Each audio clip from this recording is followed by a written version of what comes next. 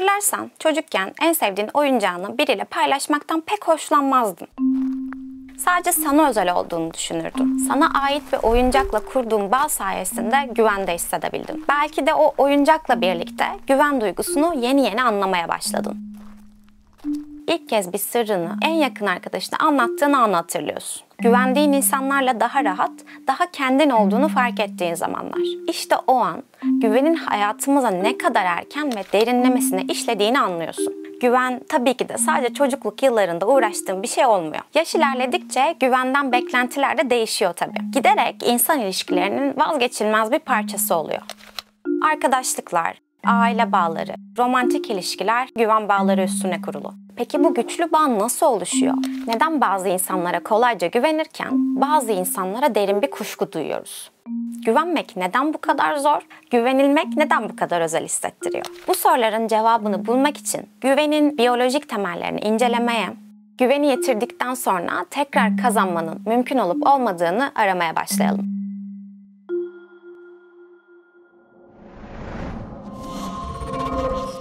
Güven, korku, çekinme ve kuşku duymadan birine inanma ve bağlanma duygusu olarak tanımlanır. Peki bu duyguyu neden bu kadar önemsiyoruz? İlişkilerimizi buna göre başlandırıp sonlandırıyoruz. Hatta oturacağımız mahalleyi, işimizi ve geleceğimizi buna göre seçiyoruz. Farklı şeylerden güven duymak istiyoruz. Komşumuza, yediğimiz yiyeceklere, yeni aldığımız tişörtün ilk yıkamada çekmeyeceğine güven duymak istiyoruz. Daha bebeklikten itibaren güveni aramaya başladığımızdan bu duygu bizim için önemli olmuş olabilir. Olgunlaştıkça güvende hissetmek için yaşam deneyimlerin ve başkalarından öğrendiklerinle sınırlar belirlemeye başlıyorsun. Issız bir sokakta yalnız yürümek korkutucudur diyorsun. Yeni bir ortama uyum sağlamak zorlayıcı gelir. Topluluk içinde şapşalca davranmak küçük düşürür. Listeler her yeni deneyimle birlikte uzayıp gidiyor. Güven aslında beynimizdeki hayatta kalma mekanizmalarından biri. Bilinçaltımız güvendiğimiz ortamlarda daha rahat hisseder ve tehdit algılamaz. Bu da bize enerji kazandırır ve yeni deneyimlere açık olmamızı sağlar.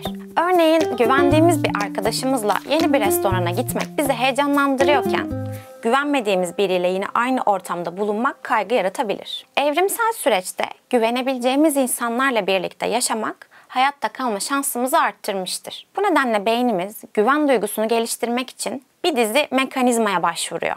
Örneğin yüz ifadeleri, beden dili, ses tonu gibi ipuçlarını kullanarak karşımızdaki kişinin güvenilir olup olmadığını değerlendiririz. Hayattaki önemli mücadelelerden birçoğu insan ilişkileriyle ilgili.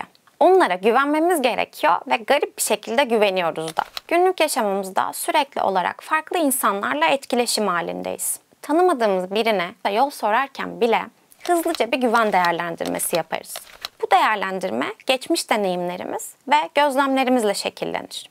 Beynimiz yeni bir kişiyle karşılaştığında o kişiyi daha önce karşılaştığı benzer kalıplara yerleştirmeye çalışır. Bu kalıplar güvenilir veya güvenilmez olarak etiketlediğimiz deneyimlerden oluşur. Örneğin daha önce benzer durumlarda kandırılan biri yeni bir ilişkiye başladığında daha temkinli davranışlar gösterecektir. Ama güven sadece geçmiş deneyimlerimizle değil, aynı zamanda karşıdaki kişinin davranışlarıyla da şekillenir. Tutarlılık, dürüstlük, empati gibi özellikler bir kişiye güvenmemizi sağlar. Zamanla ve karşılıklı etkileşimlerle gelişebilecek dinamik bir süreçtir. Beklentiler dışında davranışlar gözlemlersek, ona olan güvenimizi tekrar gözden geçirmemizi sağlayabilir. Güven duygusu, anlık karşılaşmalarda hızla kurulabilecek bir bağ. Bu bağın farklı çeşitleri olduğunu gözlemlemişsindir. Bazen bir kişiye sadece belirli konularda güveniyorken, bazen de onun yakınlığına güvenir ve sırlarımızı paylaşırız. Örneğin bir doktora sağlık sorunlarımızla ilgili güvenebilirken, özel hayatımızla ilgili sırları vermeyi beklemeyiz. Benzer şekilde bir arkadaşımıza sırlarımızı anlatırken, onun profesyonel kararlarına güvenmeyebiliriz. Güvenin türleri, ilişkinin doğası, karşımızdaki kişinin özellikleri ve bizim beklentilerimiz yönünde şekillenir. Bazen bir kişiyle sadece yüzeysel bir güven bağı kurmak yeterli oluyorken, bazen daha derin ve samimi bir bağ arayışı içinde oluruz. Biz bu deneyimleri yaşarken beyin durum değerlendirmeleriyle hangi duyguları yaşaman gerektiğini sana fısıldıyor. Diyelim ki birine güven duymaya başladın. Kötü geçen gününü paylaşmak istediğinde seni dinlediğini ve anladığını fark ettin. İşte aynı esnada beyindeki oksitosin seviyesi de artmaya başlıyor. Bu artışla sen daha dürüst, daha şeffaf olmaya başlıyorsun. Hem kendine, hem anlattığın olaya, hem de karşıdakine. Karşılıklı bir güven hissiyle birlikte bu sefer oksitosin iki taraf için de artmaya başlıyor. Ve daha derin bağlarla bağlanıyoruz. Yani sadece bir hormon değil, aynı zamanda güçlü bir bağ kurucu ve güven duygusunu arttıran bir görevli.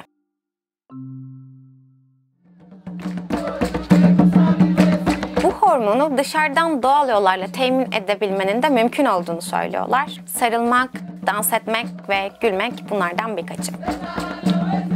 Tabii ki her zaman nazik, şefkatli, bizde olumlu duygular uyandıran anları yaşamıyoruz. Yani güven duygusu her zaman bu kadar pozitif bir deneyim olmuyor. İşlerin yolunda gitmediğini ve daha temkinli olmamız gerektiğini hissettiğimiz zamanlar güvende olmadığımızı anlamaya başlıyoruz.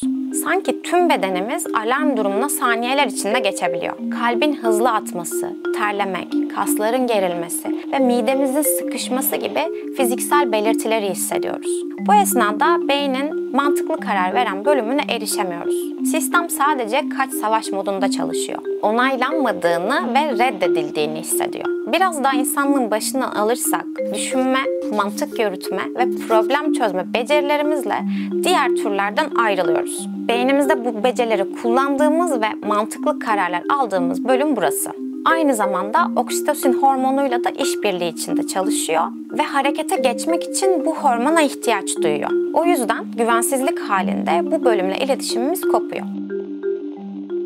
Güven sadece bir duygu değil, aynı zamanda beynimizde gerçekleşen bir kimya. Hatta mantıklı kararlarımızı etkileyen bir kimya.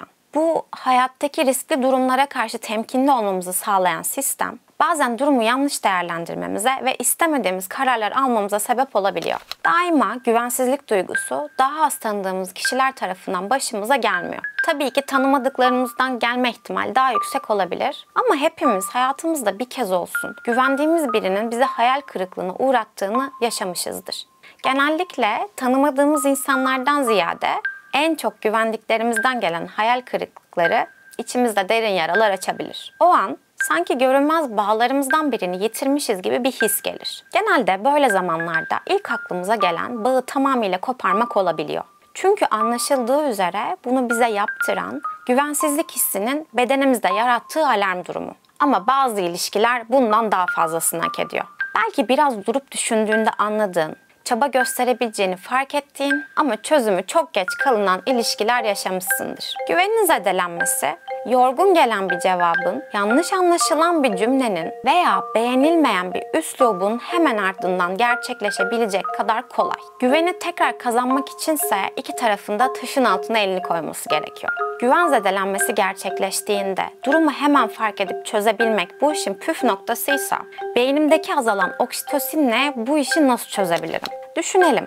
İlk hedef aslında beynin mantıklı kararlar veren bölümüne tekrar nasıl gireceğimizi bulmakta yatıyor. Zihnin gerçekten çok karmaşık ve orada yaratılan her şey çok gerçekçi. İşte bu yüzden her zaman beynimize karşı birazcık tetikte olmalıyız. Yani yeri geldiğinde beyne güvenmemekten bahsedilebilir. Güveni yeniden inşa etmek için önce kendi içimizdeki duyguları anlayarak başlayabiliriz. Neden bu kadar kırıldık? Ne bekliyorduk? Karşımızdaki kişiden ne istiyoruz? Bu sayede hangi duyguların hangi davranışları yarattığını gözlemleyebiliyorsun. Ve başka birinde benzer emareler gördüğünde empati kurabiliyorsun. Bir başka yapmamız gereken de birinin saf iyi ya da saf kötü olduğu inancından vazgeçmemiz gerektiği.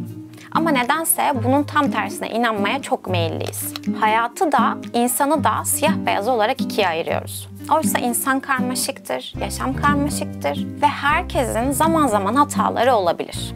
Hepimiz bazen kendimizden beklemediğimiz davranışlarda bulunabiliyoruz. Ya da her zaman biraz yanlış anlaşılmaların olması kaçınılmazdır. Ve fikir ayrılıklarının. Daha affedici, daha kucak açıcı olarak bağları onarıyoruz. Ve onarmakla kalmayıp eskisinden daha sıkı iplerle birbirimize bağlı olduğumuzu tek bir deneyimle bile gözlemleyebiliyoruz.